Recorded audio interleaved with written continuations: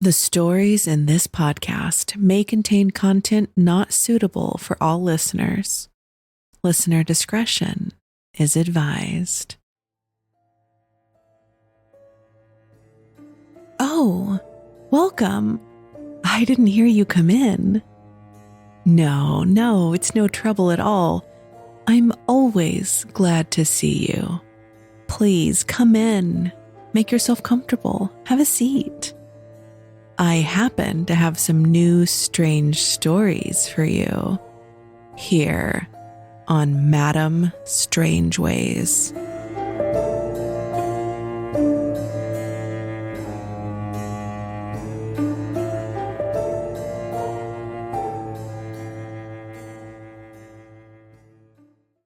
Dearest strangelings, if you have a true strange story you'd like to hear narrated on the podcast, you can submit it on madamestrangeways.com or email it to madamestrangeways@gmail.com.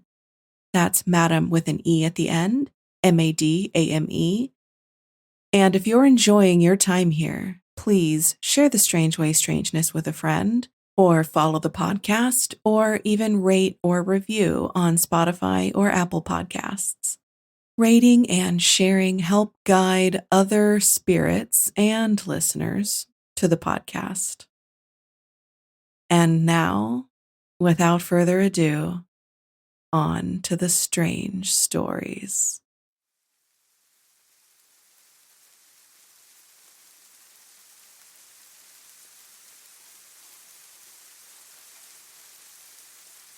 What Made You Believe in the Paranormal? By Fizzy. To preface this, prior to this event, I was a hardcore atheist. I didn't believe in any afterlife or anything paranormal. My view has changed pretty dramatically now. I don't know what I believe, but I know that there is something more than meets the eye. I had something happen that I can't explain. I had a very large kidney stone. It's pretty routine for me. I get them a lot, so we went ahead and scheduled a surgery. They broke up the stone with a laser and put a stent into my tube to help the fragments pass.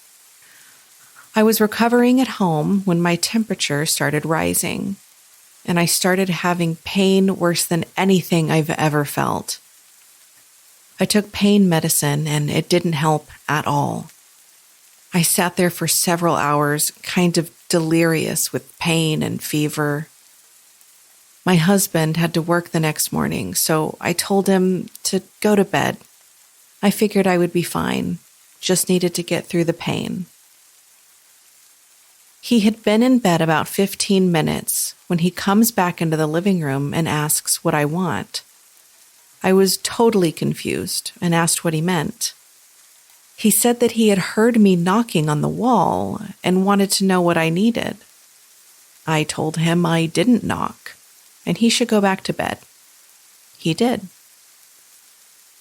I sat there for a while longer, but started getting really nauseous. I was also thinking about him hearing knocking. I'm not normally superstitious, but something about that just felt off to me. So I decided to go to the ER. I got him up and off we went. After a long series of tests, they discovered that I had a staph infection, blood poisoning, essentially, probably caused by a stent that had been contaminated. They gave me an IV bag of antibiotics and some stronger oral antibiotics. They couldn't admit me because my specialist didn't have admitting privileges with that hospital. They suggested that I go to the hospital where he had admitting privileges. I didn't really want to do that, so I went back home. That's when the knocking began in earnest, all over our house. Inside, outside, different areas of the house for 2 days straight. The entire time, I ran a high fever. My fever stayed right around 101 to 102 and the whole time knocking. It was so bad that we thought someone was messing with us, but if someone was messing with us, how were they able to knock on the bedroom doors and inside walls? I am a very, very skeptical person, but I cannot explain it. We both heard it all over the house. Well, 2 days later, my fever broke and the knocking stopped. We have not heard it a single time since. I don't know what happened. All I know is that it has made me reevaluate everything I thought I knew.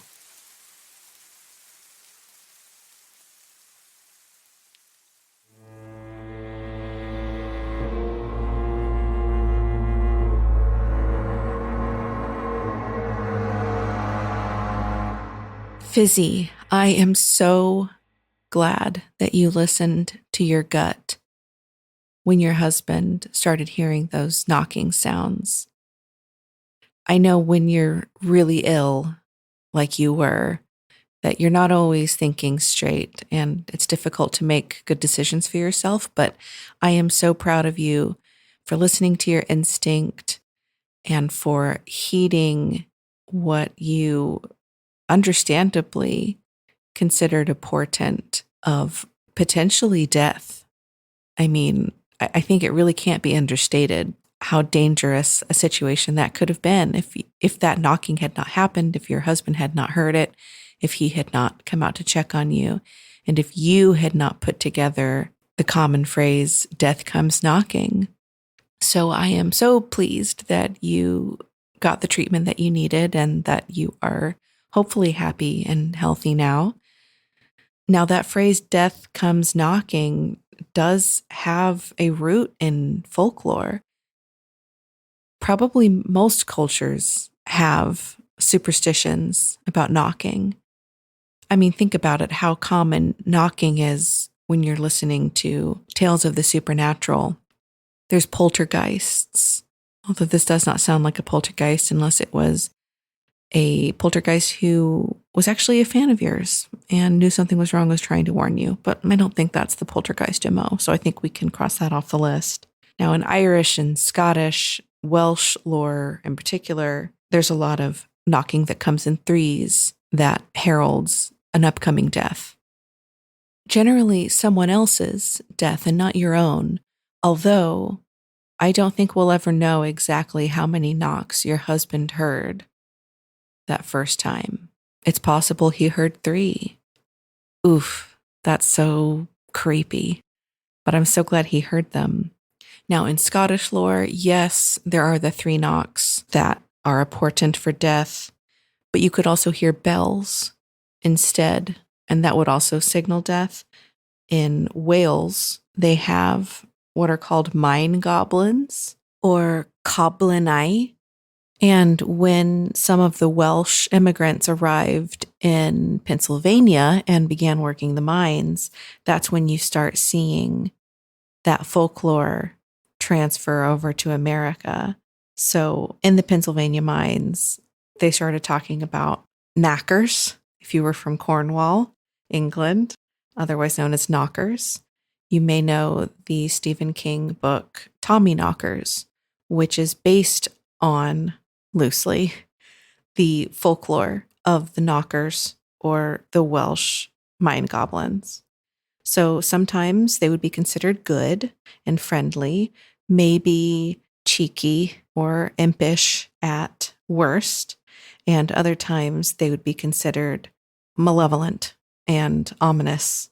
So the knocking, some believed, was to lead you to a vein rich in the type of ore you are mining, whereas other people felt it was a threat, a sign of imminent mine collapse, which happened often, or still other people thought it was a friendly warning to warn the miners that they needed to escape quickly. When mining fell out of practice, though, those knockers then moved into the surrounding houses around the mines and continued their knocking habits, but specifically as an omen for an upcoming death. So I ask you, Fizzy, if you have any sort of ancestry that ties to either Cornwall in England, which those immigrants made up a lot of miners, or Welsh ancestry, since that's where part of this folklore came from, or even if you have ancestry back into Pennsylvania or just the Northeast in general, I think it would be fair to say that maybe this was a knocker. Maybe this was a Koblenai. I think it's possible that they were being friendly. This was not a threatening one. This was a friendly one. So I would be really interested to hear if you've had any other experiences where this creature has possibly been looking out for you. I hope you never have a situation in which you hear these knocks again, but that if you do, that it is just as helpful as this experience.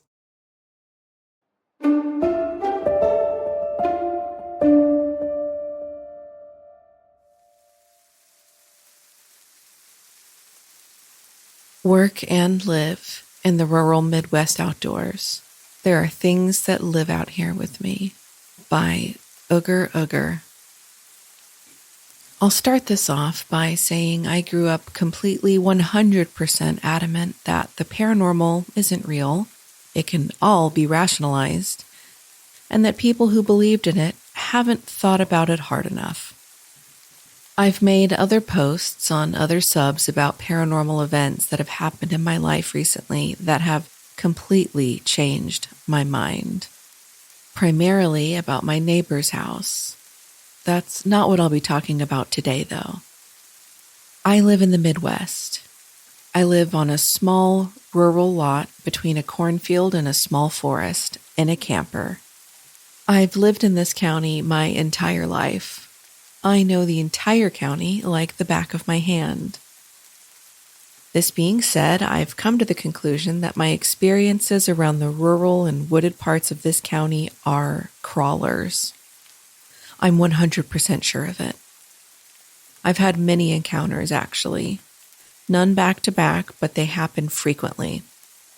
There is a forest or park in the middle of the town I always hated at night since I was little. As I got older, my cousin and I thought getting scared was really fun. We'd go there at night on purpose, but never lasted long. I always felt like I was being watched. This, on top of urban legends of people going missing here at night, made me feel really uneasy. Fast forward to a few years ago. I got married and am settling into life as a husband. I'd take my large all-black German Shepherd, Fenrir, on walks with me at night.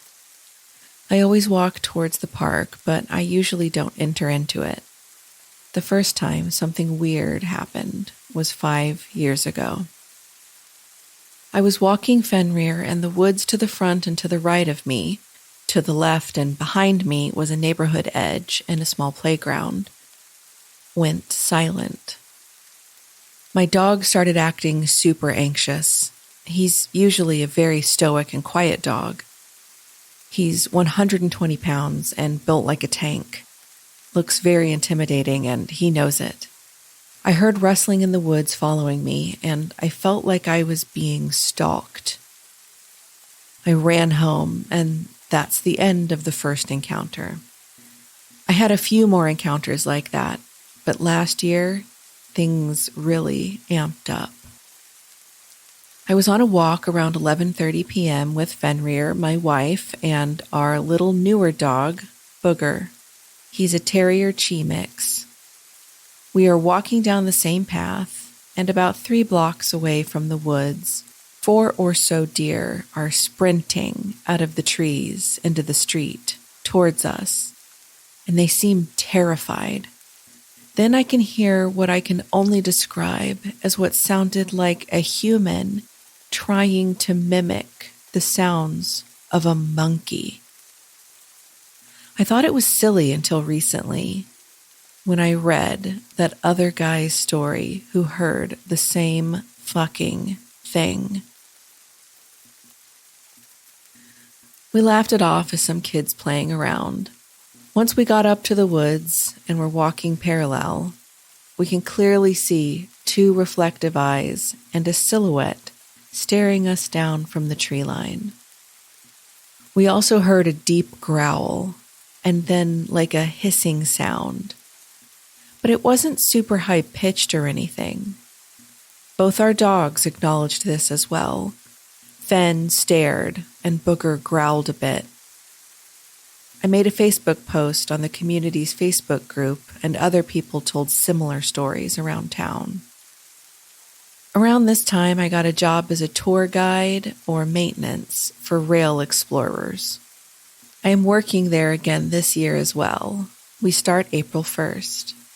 Basically, they take unused or tour-specific railroad sections that aren't used federally, and then they have these pedal carts with motor assist on them you can use to explore the tracks. It's super cool and super fun. The one I work at is like 5 minutes from where I live, and it goes through the woods in an inaccessible part of the county, unless you float down the river and hike up steep, loose dirt hills. You go under one old car bridge, and you go over two multi-100-foot-length old train bridges. The first one is larger and taller, and it's about 150 feet off the ground above the forest. The second goes over the river. About 6 months into the job, and it's fall. We work until midnight sometimes, with the last tour leaving around 9 p.m. That means the last tour for the last 2 months of the year are in complete darkness. The way that job operates is with 6 employees. 4 get on the lead bike and 2 get on the rear bike. From the lead bike, we drop off one person at the busy intersection so they can flag traffic, and one person gets dropped off at the large train bridge that goes over the woods. The person at the bridge gives a short safety speech to the customers who stop and go one at a time over the bridge. The employee carts are much faster than the customer ones. We all have walkie-talkies, and we usually have these battery-powered floodlights on stands we use so the customers can see us, and light up safety vests. On one particular night, we were behind by 20 or so minutes. Instead of leaving the depot at sunset, we were leaving at dusk. I was stationed at the high bridge. By the time we reached the bridge, it was pitch black, aside from the stars providing a little light. My coworkers dropped me off and waited with me until the first customer arrived. I gave the little speech to the first cart of 4. I chatted with them a little bit. I was trying to buy some time and wait for the next customer cart so there wasn't a massive gap for my coworkers who have to flip the bikes around. After a few minutes, I let these customers leave, and I was alone. I was alone for 20 minutes. I used the radio so many times, but it was static for everybody. One of the only times we've ever had an issue like that as well. I kept seeing movement in the tree line. I kept hearing fast footsteps all around me in every direction. I had the floodlight on above my head so everyone and everything could see me, but I couldn't see shit. I turned off the floodlight and used my personal flashlight. I kept seeing quick glimpses of pale skin moving quickly, but right when I started seeing stuff, I could hear the next customer cart coming close, so I turned the light back on and waited for them to come around the corner. When they pulled up, I noticed they had a little boy with them, and he's scared of the dark. I'm terrified at this point, but have to act appropriate, even more so because of this boy. I do not want to scare him.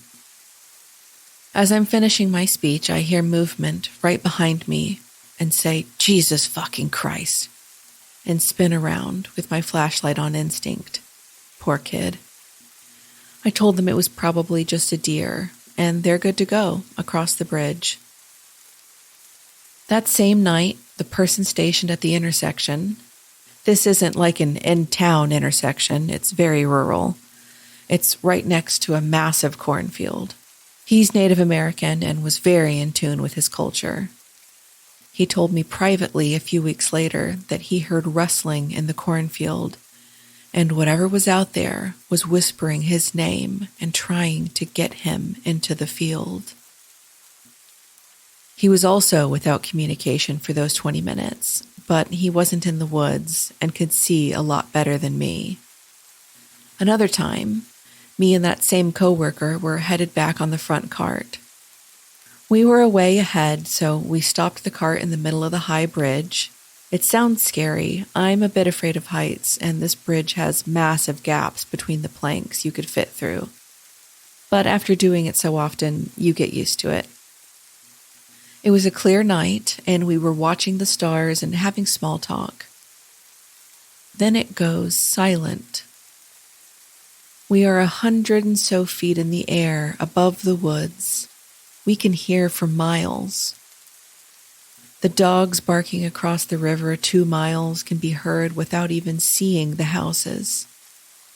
We hear what sounds like a human mimicking a monkey noise. And we hear growling. He looks at me completely seriously and tells me in a stern tone that we need to get out of here right now. I drive the fuck out of there, and he moved states to Nevada shortly after this. A few other things happened here and there, and to coworkers as well. Each of my coworkers have at least one story. I'm only sharing mine in this post, otherwise it'd be too long. A few months go by, and it's late fall, around the middle of November. I drive through that park in town a lot when I just want to go for a drive. I had my dog Fenrir with me, and it's around 2 a.m. I can't sleep, so I'm listening to a Melvin CD and driving leisurely through the park. As soon as I get past the entrance gates, I feel really uneasy and weird. I'm not easily scared. Going to that park at night makes me feel a primal fear. It's beyond fight or flight. I have never felt that way in my life anywhere else, ever. And I feel it every time I'm there. I'm driving through the park and I've rolled the windows up a lot more. Fenrir can still poke his head out but can't leap out. As I go deeper into the woods, I feel worse and worse. I decided not to turn around because I'm already past the halfway point. Turning around would just make me stay in the woods longer. I started speeding where there weren't turns I couldn't see around. I round the last corner, and what I saw made me have nightmares for months. There was a pale, skinny humanoid, tall and lanky, not quite human, fucking crawling on its hands and feet, but it was crawling fast as fuck, 20-mile-an-hour type shit. We don't have bears here. The only animal that size are large humans and deer. That wasn't a deer. It went from my right, crossed the street, and went into the tree line. Fenrir saw it too. He doesn't bark at animals, not even other dogs. He went ballistic. He was trying to force himself out of the small gap in the window, nearly foaming at the mouth and snarling. He never, ever acts like that. I'm a certified dog trainer, and I've raised him from birth. Most recently, I've become obsessed with this park. I've walked there at night from my camper to the park with Fenrir. I'll never do it again. I didn't see a figure this time. As I was entering the park, a massive owl flew by my head so close I could have smacked it mid-flight. This made me feel weird for some reason. As soon as I get into the park, I feel extremely weird, anxious, and nauseous. I walk a few hundred yards to the only street light in the entire park, and I turn around and face the woods. Me and Fenrir stand there, frozen, for like 10 minutes. The silence was deafening. Anytime I heard something, I'd jump. Fen was anxious as hell, too. He kept staring into a certain part in the woods a ways off. I swear I saw eyes in there every once in a while. I built up the courage to walk out, and I haven't gone back since. It'll be interesting to see what happens at my job this year. I wanted to add that the county I live in is packed full of abandoned mines. Hundreds of them.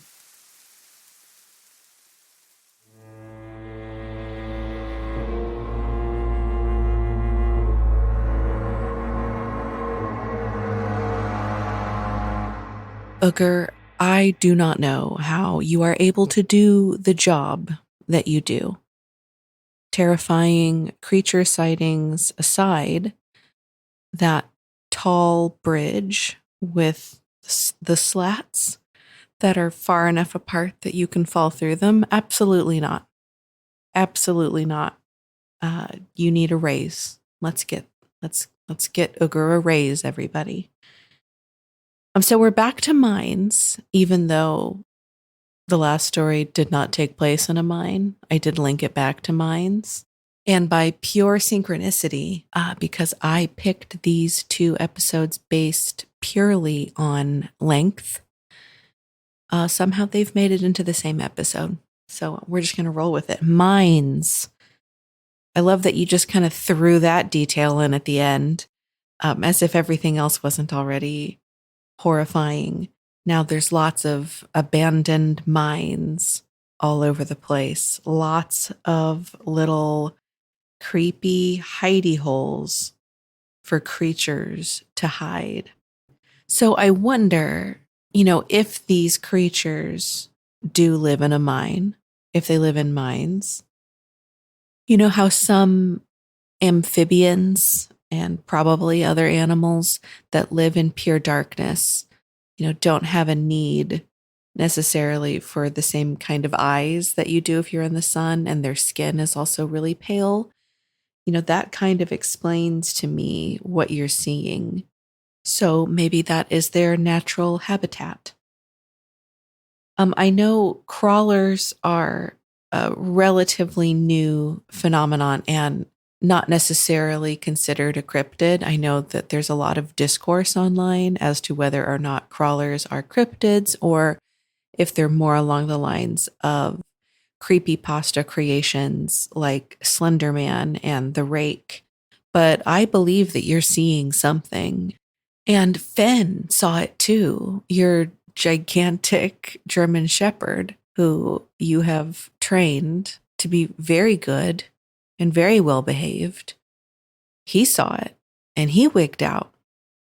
So something's happening for sure. And I don't know how you have not just quit your job and moved to a different state that has 0 mines. I don't know if that state exists, but maybe fewer mines. You having that experience with the owl flying so close to your head. I know that owls are commonly associated with alien and UFO sightings and high strangeness in general. Even in Twin Peaks, how they say the owls aren't what they seem. Maybe these crawlers are from the Black Lodge. Definitely could have come from the mind of David Lynch. Although I think if he heard me say that, he would be offended. And I don't know why. I haven't met the man, but something just tells me. So nobody tell David Lynch what I just said. It'll be our little secret. Thank you. If anyone has any theories or similar experiences to these crawlers, these pale, gangly, scary creatures lurking in woods, if anyone has any experiences or theories they'd like to share, please email it to madamestrangeways@gmail.com, and I may read your theories on a future show. Now, Oogerooger has more stories that I will be sharing in future episodes.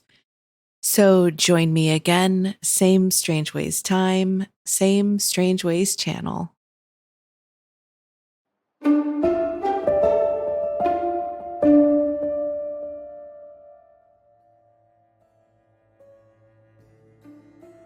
Thank you to Fizzy and Oogerooger for submitting your strange stories.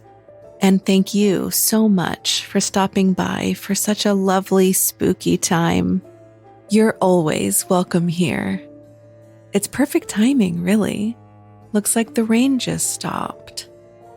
Now, remember, if any of the strangeness scared you, remind yourself that you can feel afraid and not be in danger. You're safe here with me. Until next time. Madame Strangeways is produced and narrated by me, Madame Strangeways. Theme music is by Marina Ryan at marinamakes.co. You can submit your own true strange story at madamestrangeways.com or send in your thoughts or theories on the stories in this episode to madamestrangeways@gmail.com. Thank you for listening.